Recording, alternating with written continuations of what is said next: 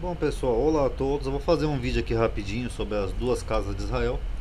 Tem um rapaz que ele tem insistido para eu falar sobre esse tema, ele mandou até um vídeo para mim, um link de um blog. Então eu vou abordar um pouco essa teoria aí que tem circulado aí, que eu acho que são de grupos judeus messiânicos ou prosélitos ou simpatizantes ou algo assim. Primeiro, só um aviso rapidinho, vocês perdoem a minha ausência aqui no canal, eu não ia nem postar mais vídeos por enquanto, porque como eu tive um problema com a luz, todo mundo já sabe, eu tive alguns prejuízos, então eu tenho que fazer muitas coisas agora por fora. Eu não tenho tido como ficar no YouTube, até porque esse canal já não dá muito retorno. Eu ainda tentei em janeiro inteiro, eu postei bastante vídeo para ver se conseguia aumentar um pouco o meu AdSense e tal, mas infelizmente não deu certo, então eu estou tendo que fazer muitas coisas por fora do YouTube, por isso que eu ando mais ausente, até porque quando eu entro no YouTube agora eu priorizo mais o outro canal. Então é uma pena, não sei nem quanto tempo eu vou continuar com esse canal, que realmente o YouTube também anda meio desanimador ultimamente. Então vamos lá ao vídeo. A teoria das duas casas de Israel. Essa teoria, ela consiste, né? Ela foi originalmente elaborada. Vocês perdoem essas piscadas aqui na tela, é um dos problemas técnicos que eu ando. Por isso também que eu não tenho feito muito vídeo, quando eu estou com um problema no equipamento. Ela foi elaborada por Batia Uten e Moshe Koniushowski, não sei da origem desses dois. E essa teoria consiste em afirmar que após o reino dividido, né, de Efraim e Judá, ou Israel e Judá, mas é a mesma coisa, as 10 tribos do norte foram dispersadas pelos assírios no ano de 722 a.C. E depois eles se tornaram cristãos. É basicamente isso que afirma essa teoria.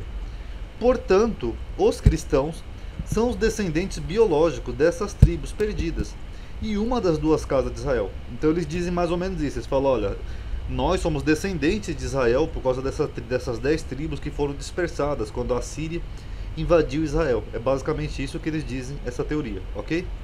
Então, para todo mundo entender mais ou menos a base da teoria, Jacó teve 12 filhos. Esses 12 filhos formaram as 12 tribos de Israel. Todo mundo sabe disso. Menos Levi.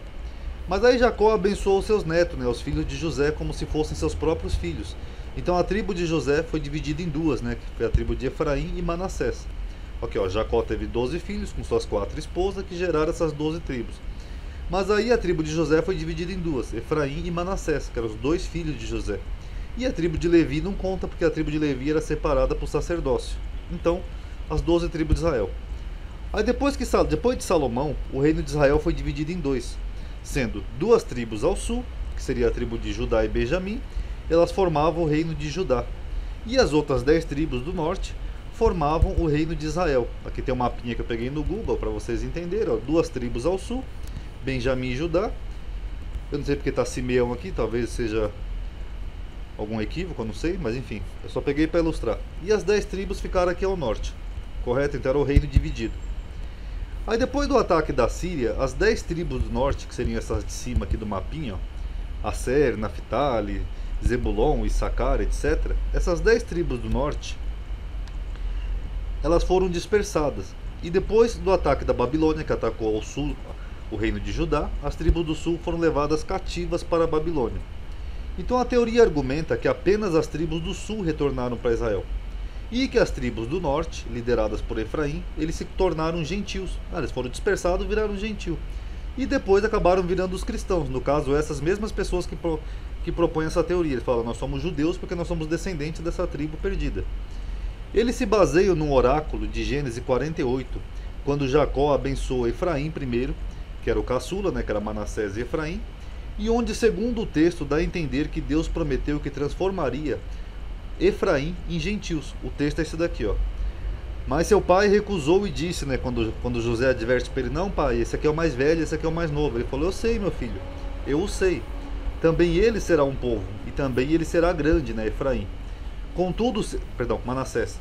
Contudo, seu irmão menor, que seria no caso Efraim, será maior do que ele, e a sua descendência será uma multidão de nações.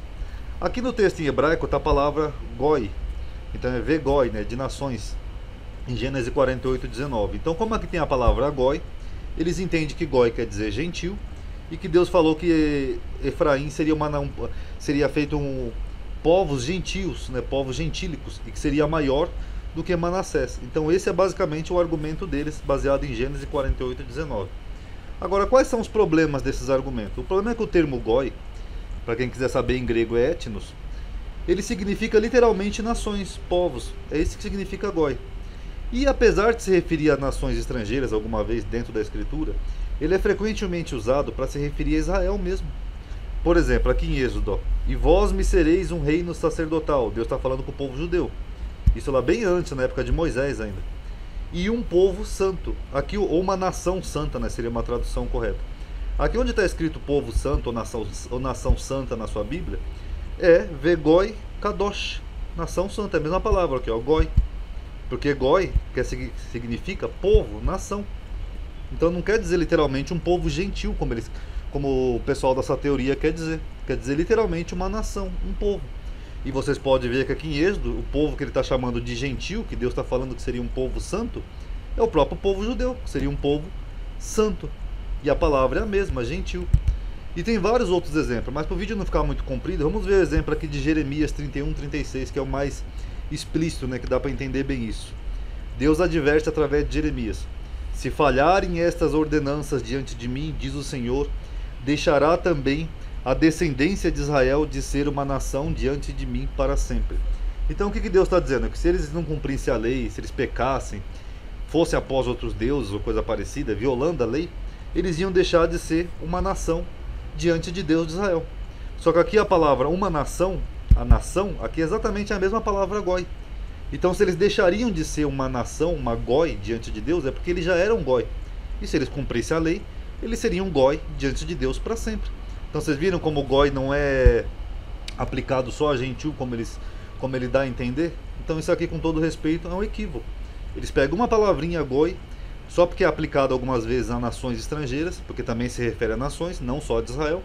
Aí eles dão a entender que goi quer dizer gentil. Na verdade, gentil tinha um outro termo, acho que é Binai Noah, filho de Noé, se eu não estou enganado. Então, dentro da própria escritura, outro problema: os exilados do norte retornaram para Israel. Então, se ele afirma que nessa teoria que essas tribos do norte se converteram e se tornaram cristãos, então ele vai ter um equívoco aqui na escritura, porque a escritura diz que os adeptos dessas tribos do norte, eles também retornaram para Israel. Vamos ver, por exemplo, aqui em Esdra. Esdra é um livro pós-exílio babilônico. E olha o que diz, ó. E habitaram os sacerdotes e os levitas, que os levitas não eram os que ficavam no norte. Aqui é um mapinha. Ó, os levitas não eram nem Benjamim nem Judá. Aqui, ó. Se bem que levita eram mais sacerdotes, né? Então eles podem argumentar isso, que tinha levitas em outras tribos também, que os levitas não tinham parte na herança. Mas enfim. E alguns do povo, tanto os cantores como os porteiros, e os netinins nas suas cidades, como também todo Israel nas suas cidades. Então, segundo o autor do livro de Esdra, todo Israel retornou e eles habitavam nas suas cidades. E aí, como é que fica então essa teoria de que eles foram dispersados e depois acabaram se tornando cristãos? Já não bateria. Já que em Zacarias, que também é um livro pós-exílio, Zacarias fala, ó, e há de suceder, ó casa de Judá e casa de Israel. Você nota que Zacarias está falando com as duas casas, que assim como foste uma maldição entre os gentios, aqui ele está falando no passado, ó, fostes no passado, assim eu vos salvarei e sereis uma bênção. Não temais, esforcem-se em vossas mãos, porque assim diz o Senhor dos Exércitos, como pensei fazer-vos mal, quando vossos pais me provocaram a ira, diz o Senhor dos Exércitos, e não me arrependi, assim tornei a pensar nestes dias, ou seja, na época de Zacarias, em fazer o bem a Jerusalém e a casa de Judá. Não temais. Então, se Deus está lançando aqui um oráculo para as duas casas, é porque elas já tinham retornado na época do profeta Zacarias. Jeremias fala, por exemplo, que Efraim se arrependeu. Aqui, ó. Isso mostra que Efraim iria se arrepender e iria retornar ao povo de Israel. Não existe mais essa separação como naquela época do reino dividido. Aqueles que retornaram do exílio referem-se a eles mesmos, tanto como judeus e como povo de Israel, porque eles firmaram o reino teocrático de Deus, centralizado em Jerusalém, a capital dos ex-reinos de Israel, que eram dois reinos divididos. Então eles centralizaram tudo no reino só, a capital Jerusalém, e virou uma sociedade teocrática, unida. E mais tarde Judá e Yehudá. Portanto, a frase "o povo judeu" tornou-se o título para todo Israel. O termo judeu abarcou todos aqueles que foram levados cativos no tempo do exílio da Babilônia, tanto ex-israelitas e judaítas, o remanescente de Israel. Porque assim diz o Senhor: cantai sobre Jacó com alegria, e exultai por causa do chefe das nações, proclamai, cantai louvores e dizei: Salva, Senhor, ao teu povo, o restante de Israel. Vocês notaram que aqui Jeremias está se referindo a Jacó como todo o povo, o restante de Israel?